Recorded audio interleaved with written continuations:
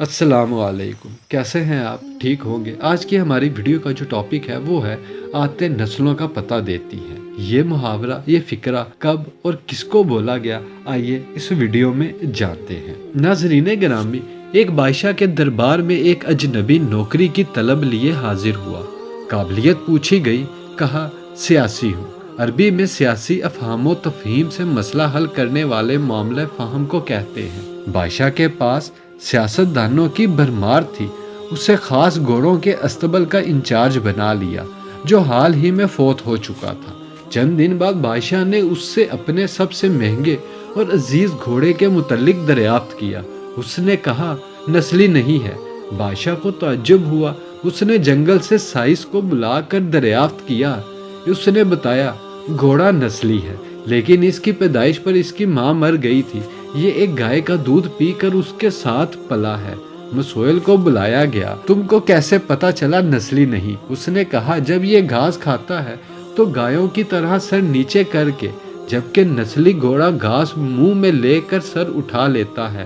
بادشاہ اس کی فراست سے بہت متاثر ہوا۔ مسول کے گھر اناج، گھی، بھنے دمبے اور پرندوں کا اعلیٰ گوشت بطور انعام بھجوایا۔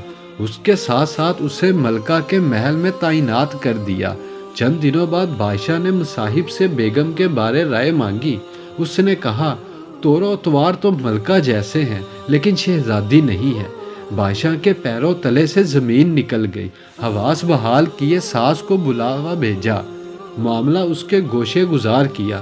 اس نے کہا حقیقت یہ ہے، تمہارے باپ نے میرے خاوند سے ہماری بیٹی کی پیدائش پر ہی رشتہ مانگ لیا تھا، لیکن ہماری بیٹی 6 ماہ ہی میں فوت ہو گئی تھی۔ چنانچہ ہم نے تمہاری بادشاہ سے قریبی تعلقات قائم کرنے کے لیے کسی کی بچی کو اپنی بیٹی بنا لیا۔ بادشاہ نے مصاحب سے دریافت کیا تم کو کیسے علم ہوا؟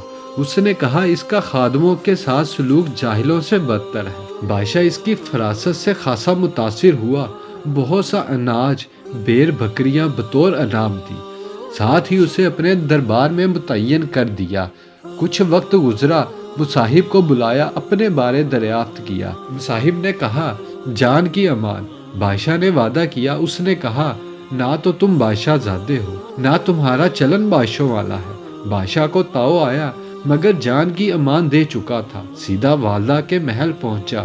والدہ نے کہا یہ سچ ہے، تم ایک چراوے کے بیٹے ہو، ہماری اولاد نہیں تھی تو تمہیں لے کر پالا۔ بادشاہ نے مصاحب کو بلایا، پوچھا بتا تجھے کیسے علم ہوا؟ اس نے کہا بادشاہ جب کسی کو انعام و اکرام دیا کرتے ہیں تو ہیرے موتی جوہرات کی شکل میں دیتے ہیں، لیکن آپ بیر بکریاں کھانے پینے کی چیزیں عنایت کرتے ہیں۔ یہ اسلوب بادشاہ زادے کا نہیں، کسی چراوے کے بیٹے کا ہی ہو سکتا ہے۔ آتے نسلوں کا پتہ دیتی ہے۔ عادات، اخلاق اور طرز عمل خون اور نسل دونوں کی پہچان کرا دیتے ہیں۔